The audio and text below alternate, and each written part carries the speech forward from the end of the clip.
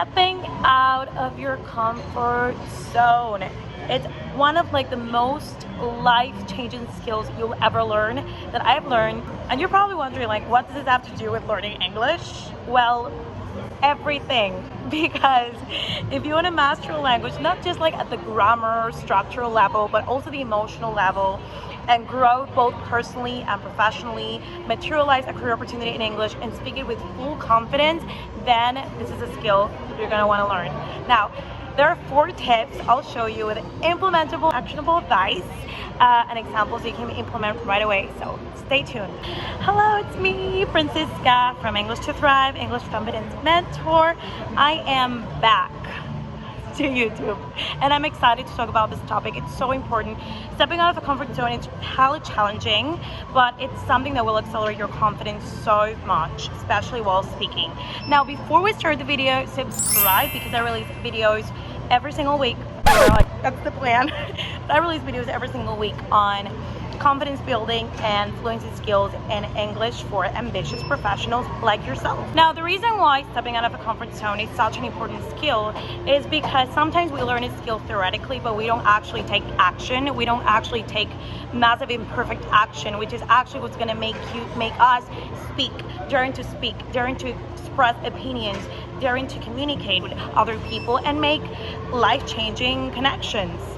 Now, as an English confidence coach myself, and someone who actually suffered from a lot of depression, anxiety all of my life, and there was a point where I actually didn't have professional confidence and I didn't take action on a lot of opportunities coming my way because of fear. And if you can relate, let me know. This is a common problem, concern among professionals who are starting to speak or want to communicate like a native in another language. Apart from like helping myself, I have helped many clients, you can see testimonials here, overcome their fears and stepping out of the comfort zone, because as I say, it's a crucial skill to grow both personally and professionally. Just learning the structural stuff is just not enough. You have to do it at an emotional level as well to become the best version of yourself in English and to gain growth skills and that sense of personal freedom that you deserve. Tip number 1 is know that discomfort is temporary. What I mean is that sometimes when we're about to step out of the comfort zone, we don't feel good, honestly. I'm not gonna lie and say stepping out of the comfort zone is wonderful, it feels great. No, it doesn't. It feels like you're gonna die a little bit sometimes. But what you have to know is that that level of pain is temporary and it is necessary to your growth. Now, it has happened to me time and time again. First time that I went live, before I started this YouTube channel, I remember the first time I went live inside of a Facebook community, I felt like I was gonna die. But then what happened is like the more that I did it, it started to become normal. And that's life with everything you do. Like first time you do it, it's gonna feel uncomfortable, then it becomes easier. But in order for it to become easier, you have to be willing to withstand the discomfort of the beginning. Now, in everything you do, when you're about to speak with like more native English speakers, when you're about to jump in a meeting and maybe your boss will take the lead. By the way, taking the lead is like take charge of the meeting or the situation. And well, you are not going to feel great, but know that those few minutes at the beginning will become more normal and easier, and you will grow at a professional level. A really key example of stepping out of the comfort zone in my life that helped me nurture the skill was investing in myself, and I have gained habits that have helped me not only get to this native like level but also grow personally. And by the way, if you want to check those out, you can click right here. I teach habits on how to grow personally and professionally in English, but one key habit was investing in myself. And I remember the first time that I invested in myself, and I invested like 10K plus, like $10,000 in mentorship. It was terrifying. Like it felt really uncomfortable, but as a mentor of mine said to me once, like, you need tension to grow. You need a little bit of discomfort and sometimes a lot to grow. So, because that's what's gonna make you committed and that's what's gonna make you actually grow. Think of muscles. Like when you go to the gym, obviously if you lift weights, have you ever like experienced a sort of transformation when you just, when it feels easy? Hell no. You experience a transformation when you sum up days of you actually, like, your muscle hurts, right? Your muscles sort of like break to grow and to transform. Or the same thing that happens with muscles happens with you emotionally and internally. When you experience tension and when you do hard things and activities that make you feel tense and uncomfortable, that's when you grow. Now, of course, there's sort of like activities that are a little bit painful at first. It's better if you do them with a coach and someone that can hold space for you in your growth. So if you do want to take more action, step out of the comfort zone in English, you can speak like a native and capitalize on a career opportunity coming your way, we have an amazing program called the English Confidence Method. You can click below and book a call if that's something that you're interested in. Now, number 2 is do different activities, new activities, non-traditional activities. I don't know if you've heard this phrase, but to get different results, you have to be willing to do different things. And actually, one of my students that I interviewed, you can check out her testimonial below. She said this when she wanted to build more confidence in English. This is what she said to me: tired of trying the same things over and over again. So when I finally invested in myself and entered the English Confidence Method, and I tried new things, I saw different results. And that happens again in everything that you do. Now, instead of just like reading the same text in English over and over again, instead of like practicing the same vocabulary, instead of you doing the same grammar exercises, why don't you do a different activity? Why don't you, for example, subscribe to newsletters about something you like or about your profession? Maybe this is an activity that you haven't done before and it feels uncomfortable, but by the way, it's one of the activities that can make you think more in English. And I do have a whole module on that, to think in English, because remember that habits sum up and they sort of like change your brain and make you feel more part of like an English speaking scenario. Now, of course, this sort of activity may seem different, but it will totally generate new outcomes for you. And like I say, one specific result can be thinking more in English. Now, a different activity can be going live inside a community and speak English. You're probably thinking, oh my God, that sounds scary. Well, if it scares you, you're welcome, my friend. That is a new opportunity to grow in English and step out of the comfort zone. As you can see in this comment, one of my students inside the community has gone live many times, and this is exactly what she needed to build more confidence. What if in a new meeting at work, you, instead of staying quiet, start speaking in English a little bit more? Even if you're like, my pronunciation is not that great, I kind of like feel embarrassed to speak. If you don't do it, or if you don't take action, it's not going to resolve that problem or how you feel. What's going to resolve it is you feel uncomfortable first, and then little by little you will start noticing how different you feel. Like maybe you feel more confident, maybe you like even make mistakes, but it's a huge win that you're trying. Speaking about pronunciation, we do have an amazing pronunciation guide. You can check out this comment right here. It's super helpful if you want to learn how to pronounce professional words and all that. I'll link it below. You can download it below. Okay, tip number 3 is do not overthink. I know sometimes we can be very logical, we can analyze everything that's going on, but you need to develop a sense of like trusting yourself and your intuition. Here's what I mean. If someone had told me all the steps that I would need to take to build a business or to travel alone, or I don't know, starting like a course, I would have been like, no, I don't want to do this. So sometimes we have to take baby steps. We have to take the first step, and then as we take more action, we'll see like the whole roadmap. Maybe not the whole roadmap, but more steps will be opening up and you will have more clarity. But there is no clarity without action. So what you have to understand, and what I think it's very important in stepping out of the comfort zone in English, is that our brain will always want to keep us safe. It's like scientifically proven. It will always want to keep us safe and say, no, danger, danger, that feels dangerous, that feels unsafe, when in reality it's the other way around. Now, most of my 20s, I spent my life playing it safe. The truth is, I wasn't safe because I wasn't fully living life. I wasn't taking risks. I wasn't saying yes to professional opportunities coming my way. I was so wrapped up in fears, and truly, I was in the comfort zone. Now, I have a whole training on how you can unlock career opportunities coming your way through confidence building skills and lifelong skills. If you're interested, comment interested below and I can send it your way.